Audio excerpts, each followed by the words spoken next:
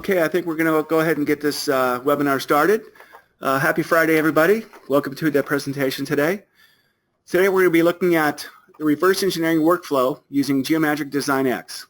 My name is David Arena. I'm a 3D scanning specialist at GoEngineer, and I work out of the Seattle office.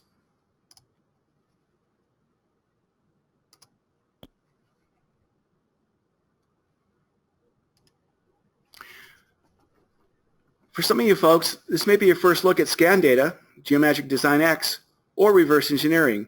So you may ask, what is Geomagic Design X? Geomagic Design X is the industry's most comprehensive reverse engineering software, combining history-based CAD with 3D scan data processing. So you can create feature-based, editable solids models compatible with your existing CAD software. We're focusing on two aspects of the software today. The first one is using the wizards in Design X to expedite modeling while checking accuracy dynamically. The second one is the live transfer process, transferring the history tree from Design X into SOLIDWORKS 2016. Some of you may recognize this RC car from one of our earlier road shows this year with my colleague Tyler Reed. Basically what we did is scan the major components of the car and reverse engineered the parts using Design X. From there, the CAD models were brought into another software called Inspire to optimize their shapes, reducing mass and improving strength. Here's a screenshot showing the individually scanned components assembled in Design X. On the left, you see the scanner that was used to scan all of the parts. GoEngineer is a vendor partner of Creaform, who manufactures several scanning and probing systems. We use the HandyScan 700 model here to scan the car. 3D scanning, let's break it down. Hey, look who it is, Mr. Hammer. Hey MC, are you here to help me out with my presentation today? Okay, cool, let's break this down together. So here we're breaking down the workflow into two major steps. One is the capturing of the scan data. Now, depending on the size of the part, its location, the tolerance expectations, feature details, etc., will dictate the use of the proper scanning device. The second step or consideration is, what is the scan data to be used for?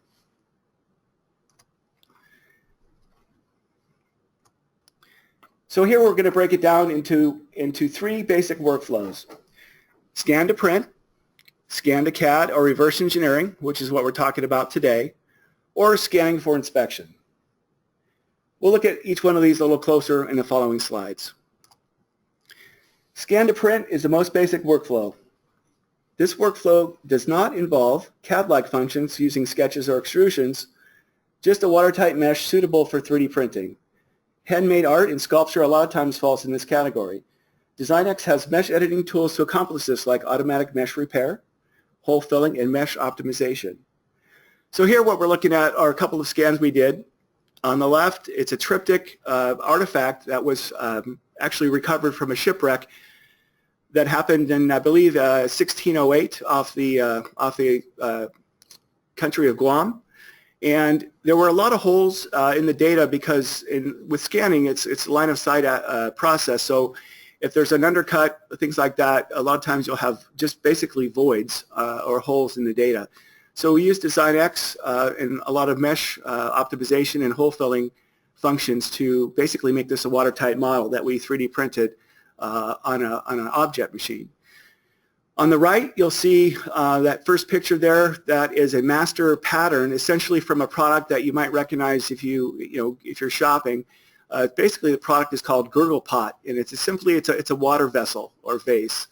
And the customer wanted to make smaller versions of that for other liquids like creamer, things like that. So we scanned it, scaled it down, and we printed those on an FDM machine.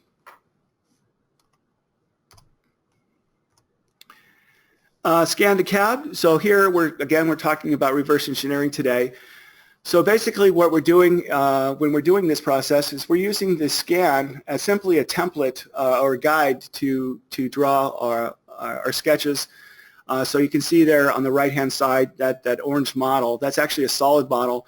but I turned on the sketches and some surfaces that you can see.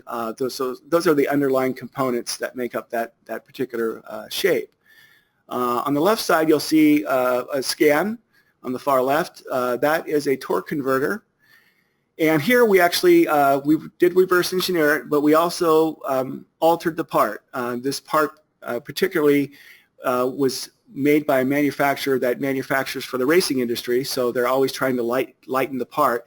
So we decided to put a kind of a scalloped edge around the part to lighten it up.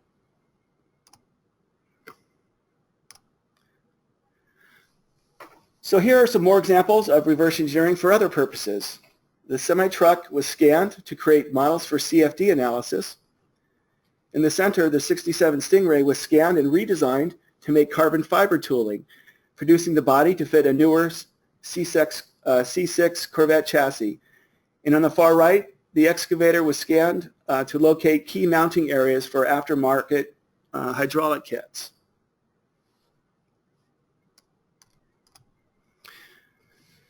So the last workflow shown here is a scan data being used for inspection, which is particularly useful for complex shapes. That's because of the high, dense amount of data that can be collected rapidly. So here on the left, we have a vacuum tool, and we basically have a kind of a color map shown, basically showing the deviation from the scan to the nominal CAD model. And on the right, it's a similar type of heat map showing the deviation. So the customer suspected that there was a kind of a gap in flesh issue with the door when it's closed. So you can see the red areas on the door. So the data was high, basically, in comparison to the silver CAD model. So to sum it up, here are some of the main functions in Design X that set it apart from other software. So Design X expertly handles massive mesh and point cloud data for alignment, processing, and refining. You saw that basically with the previous slides of the long-range type of data sets that capture a lot of points. I believe the Corvette, for example, had 140 million points when we started. Design X has easy to use mesh repair tools that deliver rapid hole filling, smoothing, optimizing, rewrapping, and polishing tools such as the Smart Brush. So the Smart Brush is basically using your mouse and as kind of virtual sandpaper to smooth out local areas that need to be smoothed. And Design X also has automatic feature-based solid and surface extraction directly from 3D scans. What that is going to get into is something that we're going to look at in the live demonstration, basically where the software can basically divide the model up into regions, and in doing so, it helps to speed up the modeling process by doing that. So Design X also has another tool called the Accuracy Analyzer, and this is used to compare and validate surfaces, solids, and sketches against the original data. So what that basically means is that in 2D or 3D, we can always check the deviation of our geometry that we're creating against the scan data. The next thing is the live transfer, which we'll also look at today. So we can basically transfer our history tree from Design X into the industry's leading CAD systems. And lastly, we have industry-leading exact surface creation that converts organic shapes to precise CAD models. What that means is that sometimes you run into very organic shapes, potentially like that artifact we found from the shipwreck, or the gurgle pot fish. Those are very organic shapes, and there's no way to really model them using a traditional CAD function. So we have a function called auto surfacing in the software that will basically make solid models from those shapes. Okay, so we're going to go ahead and get started.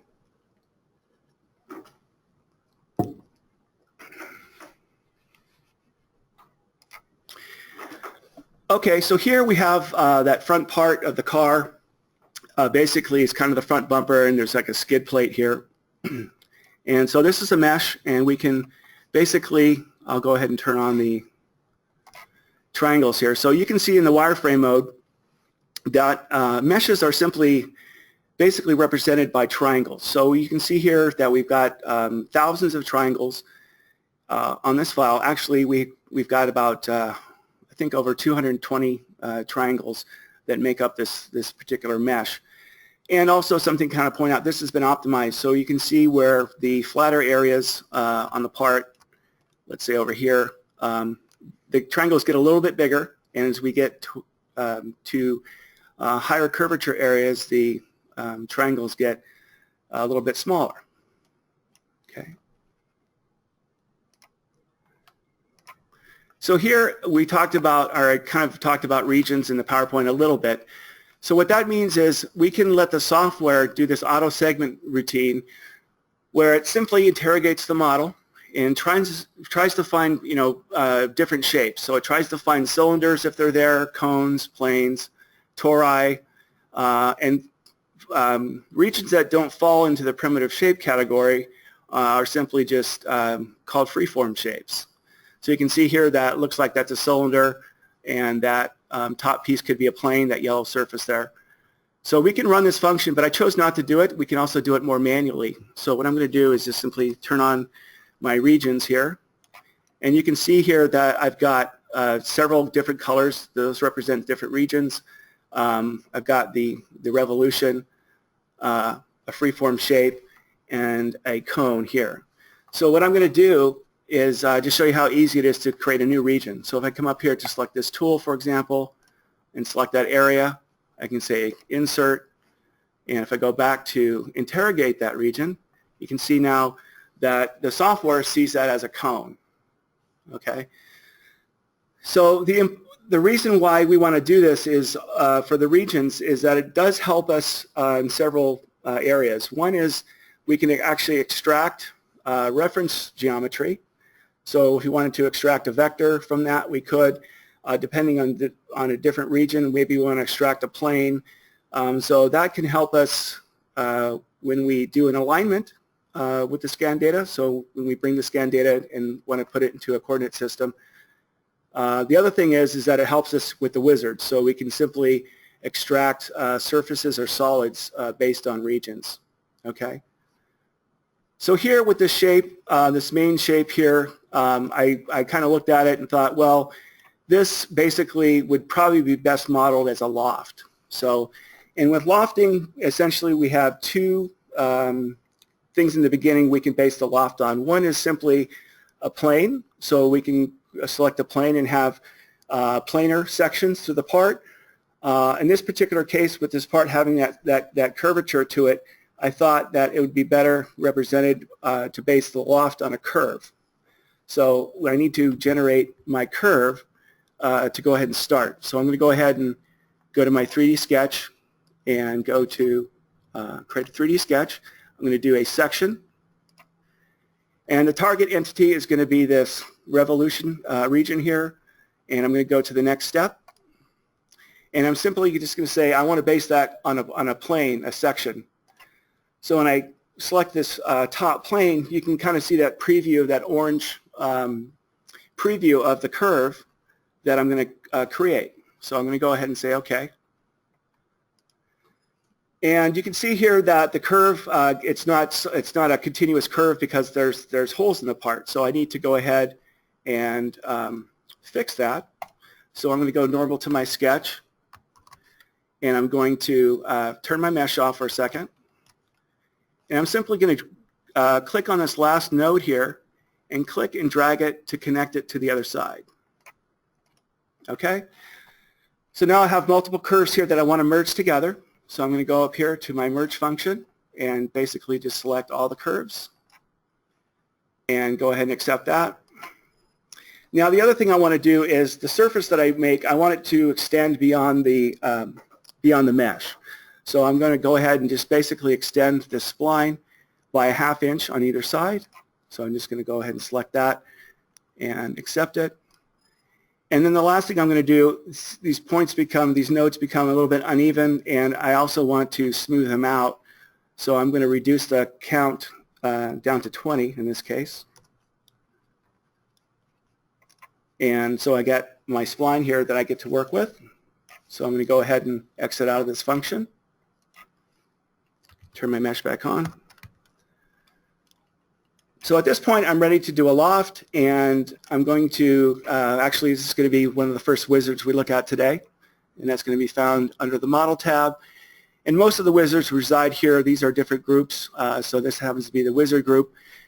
And one of my favorite functions in the software is using this Loft Wizard, and you'll see why in a few minutes. You'll see how powerful this is.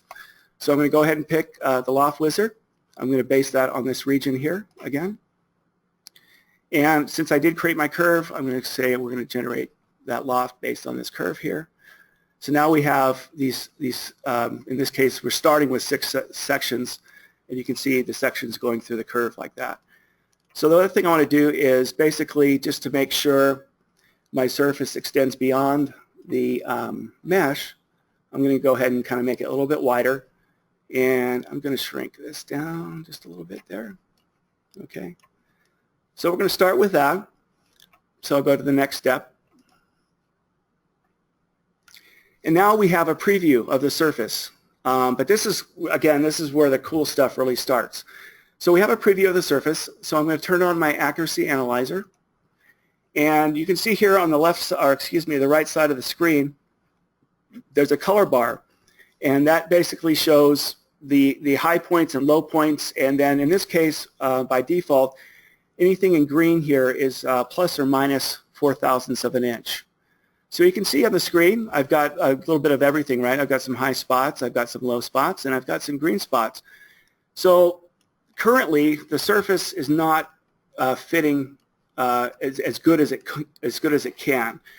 So the cool thing about this is I can basically hover over a section and simply copy one over and improve the fit of the surface. But not only that, I'm actually getting feedback on the fit. So I'm basically improving the fit as I go by adding new sections here. So let's add a few more.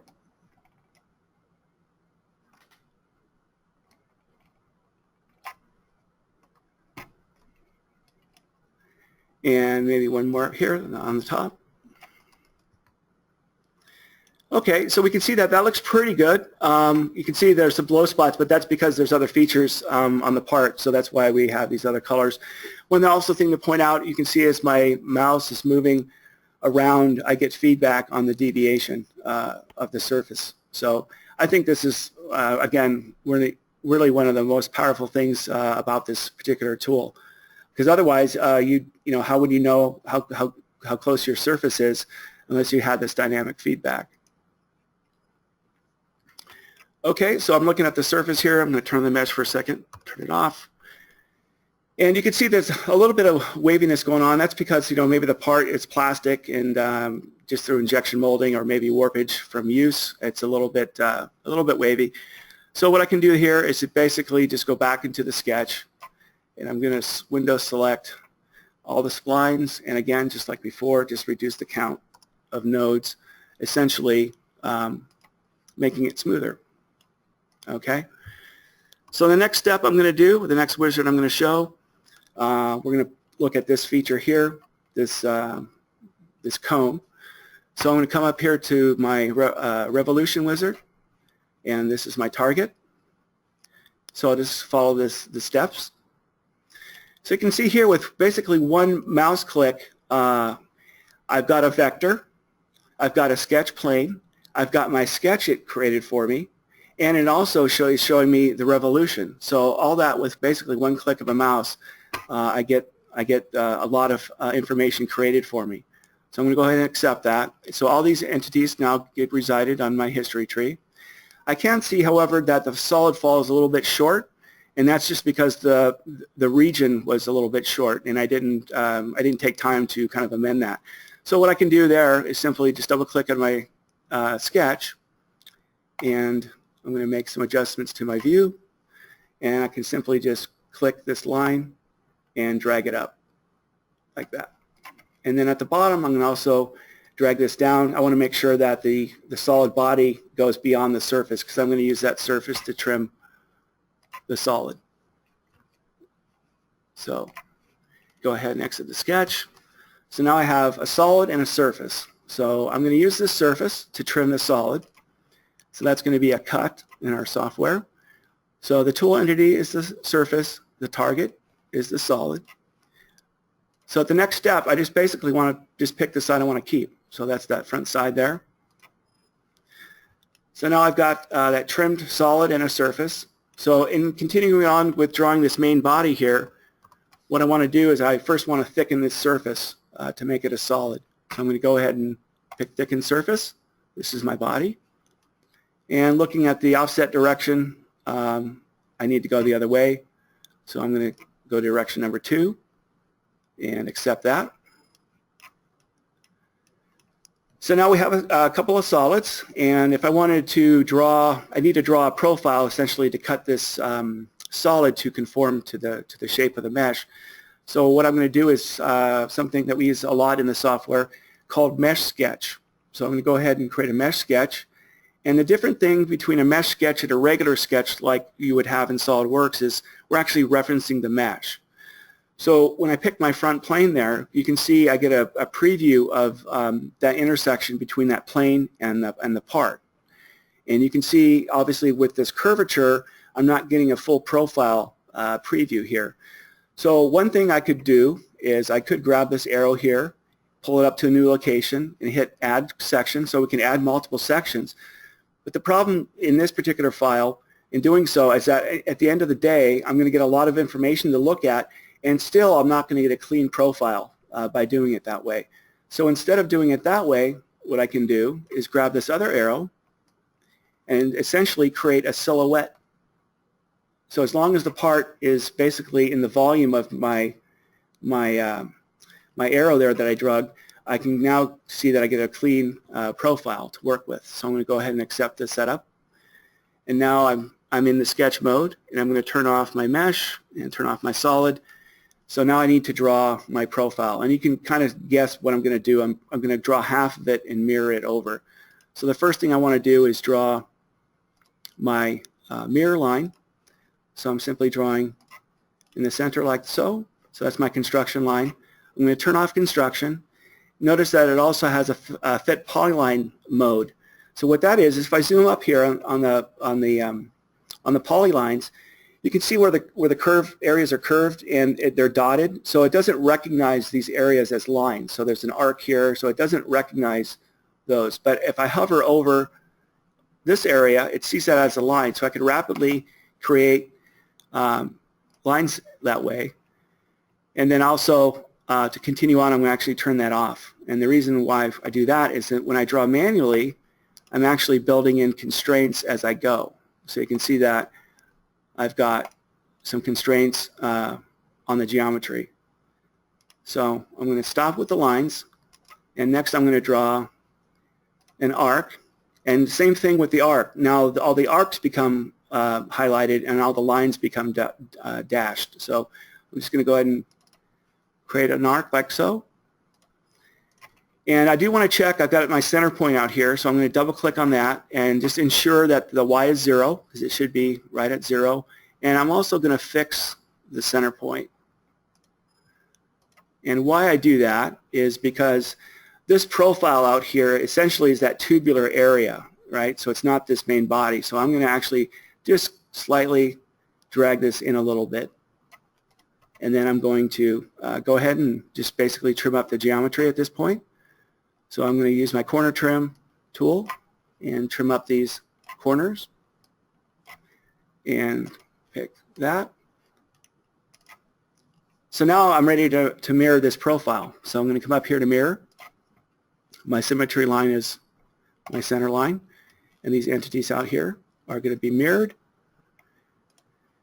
And also, we showed kind of with the Loft Wizard the deviation in 3D, but I can also do that in 2D as well. So if I come over here to my accuracy analyzer and turn it on, you can see that basically, I kind of on purpose pulled this line away. So, but that's where you would see the deviation of the geometry versus where the scan profile is. So if I actually turn this up a little bit too, you can see as I increase the multiplier of the vector, we get other information about the fit.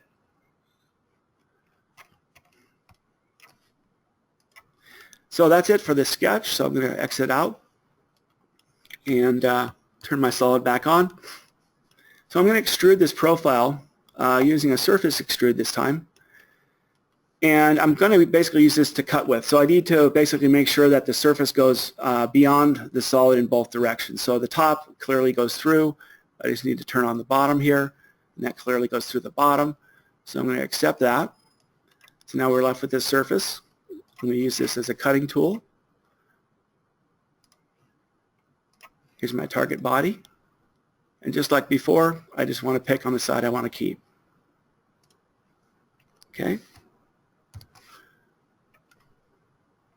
So now the next wizard we're going to look at is actually another kind of a cool wizard, especially actually with scanning in the interiors of buildings and such, where they have a lot of fire tubes and all kinds of industrial tubing going on. This makes quick work of modeling that.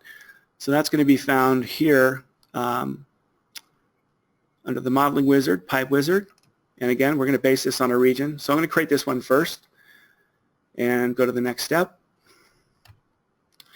And here, basically, we have a couple of options. One is I'm going to say cap ends. And what that does is essentially tells the software that I want it to make this as a solid and not a surface. We also can, control the radius. Right now, it comes out at 0.1482, but if we wanted to, maybe bump it up to 0.15, we certainly can do that, and that's where you would do it. And again, kind of like the cone, we're a little bit short on the region here. So instead of me editing the 3D sketch after the fact, I'm just going to go ahead and pull that last node out just a little bit to make sure we go to the end there. I could also go even further beyond and then create a plane to trim that with, but I'll just go ahead and do that right here. And then finally, I can also rebuild this curve because there's a lot of nodes on this curve. And if I want to simplify it a little bit, I can just type in how many nodes I want to have on that spline and simply accept that. So now we have one of the pipe, one of the tubes created. So I'm going to run that command one more time, just on the center part here. And again, I'm going to cap the ends because I want it to be a solid, and I'm going to uncheck the merge because at the end, we can just do a simple Boolean operation to basically merge everything together.